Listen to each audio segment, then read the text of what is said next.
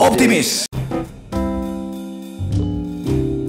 Oke, assalamualaikum warahmatullahi wabarakatuh. Waalaikumsalam warahmatullahi wabarakatuh. Jadi kali ini kita kedatangan tamu yang sangat luar biasa. Oi. Selamat datang Bang Mike di podcast Opsi, obrolan optimis seputar Indonesia. Ya. Terus dulu Bang Mike. Selamat datang juga dalam obrolan kita hari ini. Asik. Jadi Bang Mike ini merupakan musisi. Kalau dulu kita menganggap beliau itu musisi jalanan, ternyata bukan hanya musisi jalanan. Beliau musisi di panggung-panggung pengajian juga ternyata. Jadi bukan hanya musisi jalanan gitu. Jangan salah kaprah. Gimana tuh? Artinya bahwa ini kita juga nanti akan masuk ke diskurs pembicaraan soal jalanan gitu ya. Asik. Ya, karena banyak orang mengartikan jalanan itu secara kapasitasnya, dan kapasitasnya itu belum tentu mewakili kebenaran secara umum. Betul. Gitu ya. Karena banyak orang melihat jalanan di jalanan, padahal kita semua diperjalankan. Dan aku sedang duduk di jalanan hari ini. Dari tempat ini bisa ke Mekah ini. Dari tempat ini bisa ke Jepang, ke Jerman ini. Artinya bahwa dimanapun tempat adalah jalanan. Dan ketika tadi persoalan musik dari berpindah kemudian ke pondok-pondok pesantren, ke pengajian, itu pun kita sedang diperjalankan di perjalanan.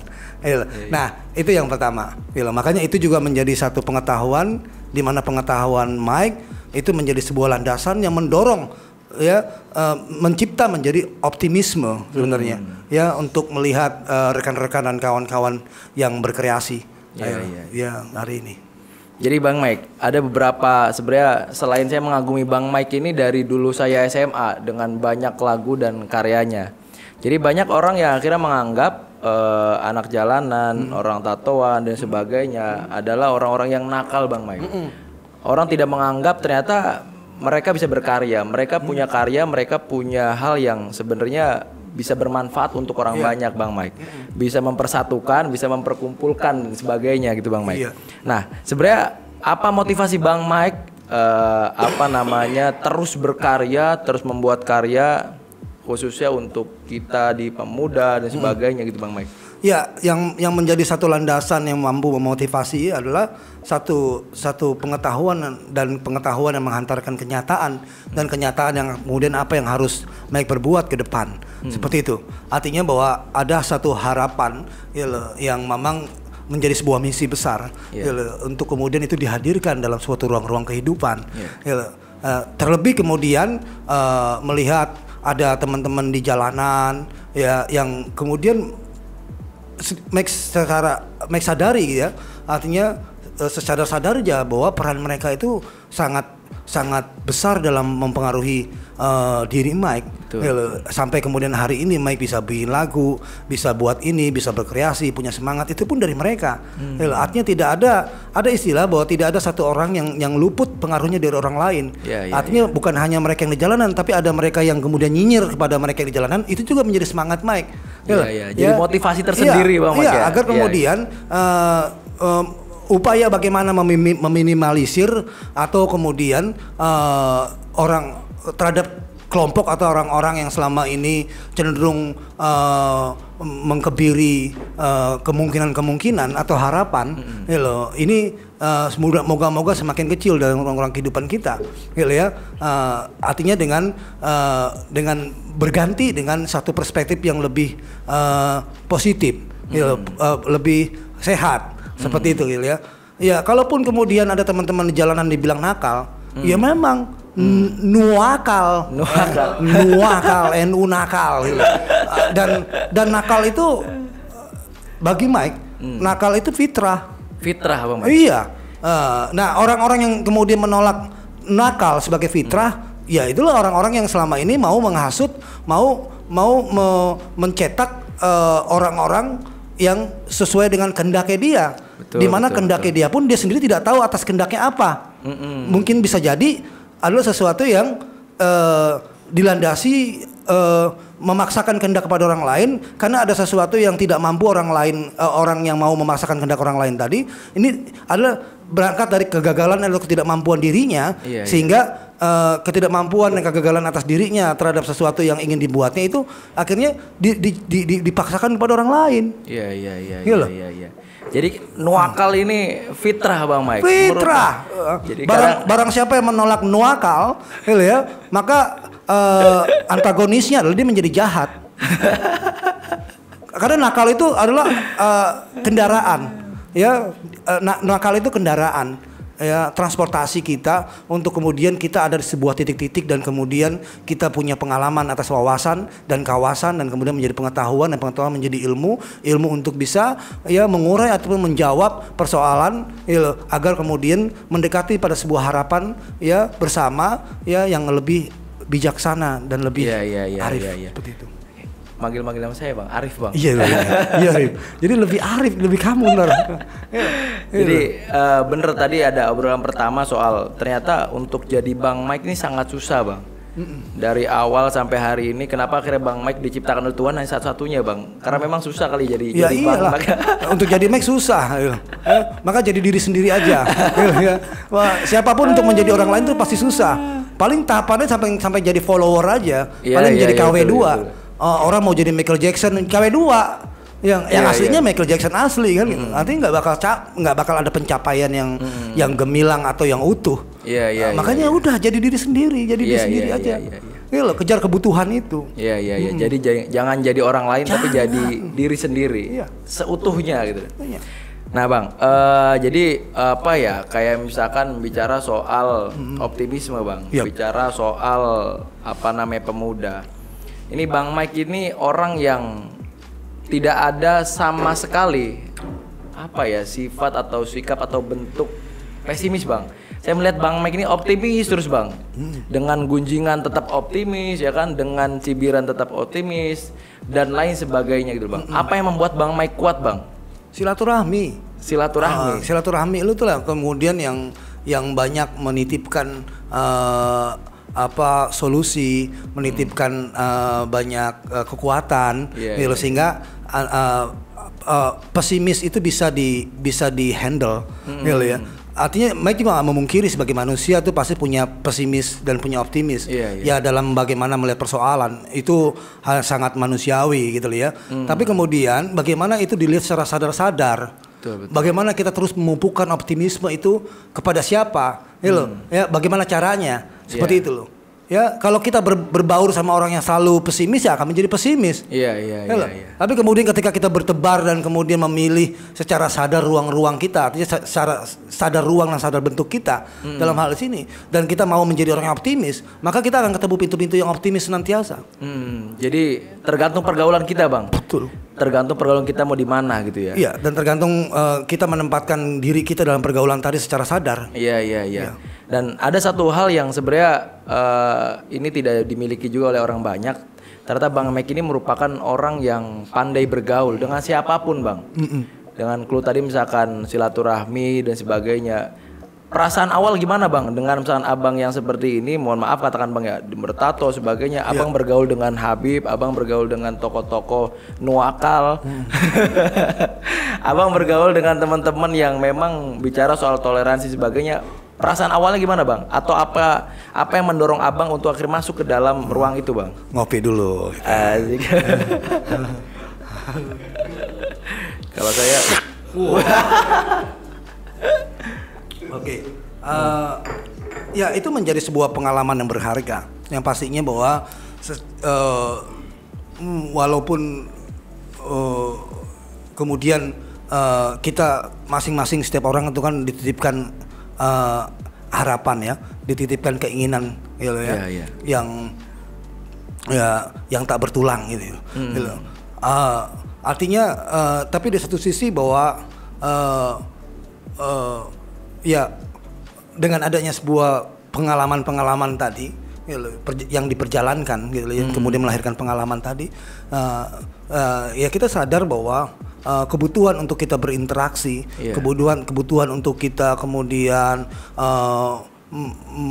mau mengenal secara utuh diri kita, maka ya kita harus bisa mengaji rasa dan kemudian bisa membawa diri kita untuk bisa ada di mana-mana dan bergaul dengan siapa saja.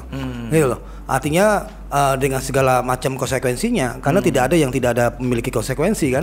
Gitu loh. Ya walaupun pada akhirnya saat itu dianggap sebagai ya kriminal lah, dicibir sebagai perusuh lah, hal-hal yang memang cenderung negatif. Tapi ternyata itu juga menjadi bagian yang dalam skala proses itu juga punya pengaruh besar dalam membentuk kesadaran dan motivasi dan optimisme ke depan. Ya, yang pada akhirnya tidak ada yang patut untuk disalahkan. Selain adalah pertanyaan adalah bagaimana kita hari ini, gitu loh. Kalau kita punya sebuah harapan pada masyarakat yang memang yang anggaplah kita ketahui dia selalu jelek berpandangannya, selalu pesimis melihat orang, gitu dan kita menginginkan mereka tidak seperti itu. Kita menginginkan orang yang selalu optimis, selalu bisa menebar kebaikan. Maka perjuangan itu harus dari kita yang memulainya, harus kita yang membuatnya. Dengan kita mengerti dengan dasar-dasar mereka seperti apa. Mengerti orang. Nah, untuk mengerti orang maka bergaul dengan orang. Sama kalau mau mengerti komodo, belajarlah sama komodo. Nama buaya, belajar sama buaya. Jangan kita kemudian belajar sama mau ngerti orang tapi belajarnya sama di dalam rumah, di ruangan kosong. Dalam ruang hampa gelap. Akhirnya belajar sama cangkir loh. Itu apa ya? Jadi ya semacam hanya bisa berhalusinasi. Betul. Ya, dan seolah-olah dengan konteks halusinasinya itu sudah menjadi satu kenyataan dan satu hal yang benar. Itu loh. Ya, patut untuk disedihkan orang-orang tersebut karena tidak mensyukuri nikmat hidup yang diberikan. Apalagi di Indonesia ya. Luar biasa, men. Kau tidak akan pernah menemukan lagi di belahan dunia manapun ya, di mana di sini ada halal lebih halal, di mana di sini ada konsep silaturahmi yang begitu kuat gitu, yang kemudian itu menandakan masyarakat komunal. Di luar sana kamu buset lu naruh kopi rokok aja lu mungkin nggak bisa sembarangan. Kita di sini sudah menjadi bagian dari sebuah tradisi atau budaya. Dan itu patut untuk disyukuri ketika kita harus bisa menjadi bagian dari kebanyakan orang. Dan bisa menerima pandangan-pandangan orang. Dan mampu membuktikan diri kita agar membangun pandangan-pandangan orang seperti apa. Ini luar biasa. Keren. Terima kasih Allah. Terima kasih orang-orang. Tapi pernah nggak Bang kayak misalkan kalau bicara soal kelompok-kelompok yang katakan di dunia abang, misalkan anak-anak pang gitu Bang, dengan abang masuk ke Nuwakal, dengan abang masuk ke teman-teman abang yang pluralisme, atau misalkan abang diundang untuk ngisi di beberapa momentum yang ada di pemerintah lah, kata di pemerintahan, ada nggak cibiran ke abang Bang dari gengan abang sendiri gitu Bang misalkan? Oh banyak, dan itu biasa itu. Makanya tadi bagaimana kita menyikapinya aja. Kalau kita menyikapinya dengan pesimis maka jadi pesimis. Karena pikiran kita itu kan pikiran kita itu akan menghadirkan satu bentuk-bentuk dalam konteks perbuatan atau konteks sosial kita. Ya, artinya bahwa sejak dalam pikiran lah kita harus sehat. Kita harus bisa menyikapi itu dengan seimbang atau sebaik-baik mungkin, seperti itu. Nah, kalau terkait tadi banyak orang yang nyinyir begini, ya itu ogut maklumi, itu inilah kehidupan memang. Artinya bahwa memang kebanyakan ya nggak semudah atau sederhana yang mau kita buat. Betul. Ya. Artinya tinggal kita nyikapinya. Kalau kita nyikapinya dengan sehat, kita nyikapinya dengan terus optimis, maka insya Allah bahwa apa yang kemudian kita rasakan, kita pikirkan, itu akan menghadirkan satu perspektif atau pemikiran yang lebih bisa menjawab persoalan, lebih positif nanti lahirnya ke depan. Seperti itu. Banyak sekali jujur aja, tapi ya biarkan itu kebebasan, karena Mac juga orang yang suka kebebasan dan kemerdekaan. Maka ya ketika melihat ada orang yang kemudian dengan kemerdekaannya nyinyir, kemerdekaannya kemudian menghasut misalnya gitu ya, satu hal Mac harus berikan apresiasi atas orang-orang itu. Artinya ya itulah salah satu bentuk otentik kemerdekaan seseorang. Ketika aku suka kemerdekaan, maka aku harus mampu memberikan kemerdekaan. Karena kita nggak mampu ini Bang, nggak mampu untuk membuat orang lain itu semuanya suka ke kita Bang. Dan ya berbesar hatilah atau tadi itu loh. Artinya bahwa kita yang harus bisa membuktikan Ya loh. Perbuatan kita lah yang kemudian harus bisa menjadi sebuah ukuran. Iya. Ya, itu udah bener banget. Artinya ketika ya udah kita buktiin aja siapa kita. Iya. Jadi ketika kita pengen merdeka maka merdekakan orang lain. Jadi apapun itu Bang ya bentuknya. Loh iya gitu loh. Kita juga itu kita harus taat gitu loh ya. Iya, dengan betul. apa yang menjadi kecenderungan diri kita. Ya loh, kalau dicubit sakit itu jangan mencubit. Ya loh. Ya, karena kita punya pengalaman dicubit dan sakit dan orang lain pun ketika dicubit sakit. Iya. Begitupun kalau kita dihina jangan menghina, karena ketika kita rasa hina itu adalah dihina, rasanya nggak enak banget hidup gitu. Orang lain pun ketika dihina juga tidak enak. Dan ketika itu menjadi satu patokan ukuran diri kita, menjadi sebuah prinsip nilai-nilai yang memang itu mewakili diri kita, ya itu kita harus taat dan jaga itu. Iya. Ya, nah perbuatan kita itu akan menjadi sebuah ukuran nilai baru. Iya. Itu aja sih dan optimis gitu loh. Dan bahwa optimis, perbuatan optimis. kita dengan menyikapinya dengan positif, ya loh ya, itu akan melahirkan itu bahasa, ya loh, bahasa tertentu yang memang mampu nantinya akan menjawab persoalan-persoalan terkait yang ada. Iya. Jadi di umur Bang Mike yang sekian Bang Mike, sudah berapa karya yang Bang Mike buat Bang Mike? Ya jujur aja banyak ya, tapi itu tidak seutuhnya, tidak sepenuhnya Mike ya. Karena ya kembali yang juga melandasi sebuah optimisme ke depan itu ya, karena yang membentuk Mike hari ini adalah orang-orang di keliling Mike. Artinya siapa saja mereka. Artinya semuanya sampai berbentuk karya dan segala hal itu adalah satu representasi dari konsensus bersama gitu ya. Konsensus bersama itu merupakan satu representasi dari sesuatu yang di luar, yang besar di kehidupan Mike. Nah, artinya ya sampai hari ini tetap semangat, tetap optimis karena ada rasa syukur ya atas apa yang orang lain atau kehidupan yang diberikan kepada Mike ini, sehingga rasa syukur itu berbuah karya untuk lebih mensyukuri lagi. Ya ini yang sampai sekarang kenapa optimis ya tetap eksis gitu ya. Karena mau mengucapkan rasa syukur sama kehidupan ini, sama orang-orang yang ada dalam kehidupan ini semua. Apalagi kita di Indonesia Bang Mike. Iya, harus optimis Bang Mike. Wah, lebih lagi gitu loh. Artinya kan walaupun jauh di belakang sana gitu loh, tahun 1934 misalnya ya, 1945, 1960, 70 itu ya, di mana kita juga belum lahir, tapi itu menjadi sebuah bagian semangat yang kita harus mensyukuri itu sebagai bagian yang akan menuntun kita melihat atau menatap masa depan ataupun menjawab sebuah tantangan masa depan. Kita bilang tadi bahwa ya kita jangan abai terhadap satu peristiwa kehidupan. Kita bicara dari lokal aja dulu, ya.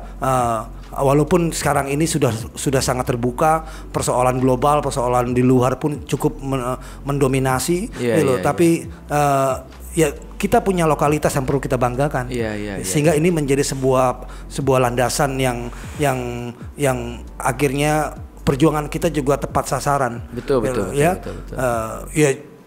Ini penting untuk memahami tentang sejarah kejayaan masa lalu bangsa kita, ya orang tua kita, ya guru-guru kita yang selama ini gitu ya, telah menuangkan, telah menebar ilmu ya, dalam sisi banyak hal, dan ya saatnya kita lah generasi yang sadar-sadar untuk bagaimana membawa itu gitu menerima itu gitu ya, dan kemudian mengembangkannya dan perlu diperjuangkan dan diperjuangkan, dirawatnya seperti itu. Bukan kemudian kita malah justru terjebak pada sebuah persoalan global tadi yang belum terurai, yang pada akhirnya banyak generasi kita lebih mencintai bangsa orang lain ketimbang bangsanya sendiri. Akhirnya jadi KW2 kan. Dengar-dengar Bang Mike katanya Bang Mike ini menciptakan lagu untuk Gerakan Indonesia Gerakan Indonesia Optimis Bang Mike. Yap. Boleh nggak ada satu lirik yang dinyanyikan Bang Mike untuk menjadi penutup nih pada malam kali ini Bang Mike? Ya, ya sebelumnya pengen menitipkan satu pemikiran Mike gitu loh ya. Artinya apa yang dirasakan sama Mike, satu ya sangat gembira sekali, sangat senang ada teman-teman yang membuat satu gerakan Indonesia Optimis. Ya karena hal itu seiring sejalan dengan apa yang menjadi optimisme dan perspektif ke depan Mike sendiri gitu loh, agar kemudian semakin banyak orang yang optimis, semakin banyak orang yang peduli dengan bangsanya, dengan kehidupan ini akan semakin sehat dan semakin baiklah ke depan. Jadi dengan suka hati juga menjadi bagian dari semangat gerakan Indonesia Optimis ini. Nah, ini lagu penggalannya. Di sana gunung, di sini lautan, asam di gunung, asin di lautan, berjajar pulau-pulau, sangat memukau, beragam suku budaya dan bahasa. Inilah wajah Nusantara, nan elok rupa dan kaya budayanya. Ada orang Islam, ada orang Hindu, ada Buddha, ada Konghucu, ada Kristiani, ada Katolik, ada Kejawen, dan aliran kepercayaan lainnya. Inilah wajah Nusantara, nan elok rupa dan kaya budayanya. Bineka Tunggal Ika, berbeda-beda namun satu jua. Indonesia kaya, berbagai macam warna dan rasanya. Bersama kita bisa. Gerakan Indonesia Optimis. Asik. Jadi dalam banget Bang Mike nih, lagunya dalam banget untuk akhirnya menebarkan optimisme gitu. Ya. Jadi sahabat-sahabat semua, ini merupakan podcast yang sangat luar biasa dengan Bang Mike. Terima kasih Bang Mike atas waktunya. Ya, tetap optimis ya. Tetap optimis Bang Mike. Oke. Ada kata optimis Bang Mike. Tetap optimis ya. Optimis optimal. Artinya maksimalkan minimal yang kita punya. Optimis. Optimis. Terima kasih Bang Mike.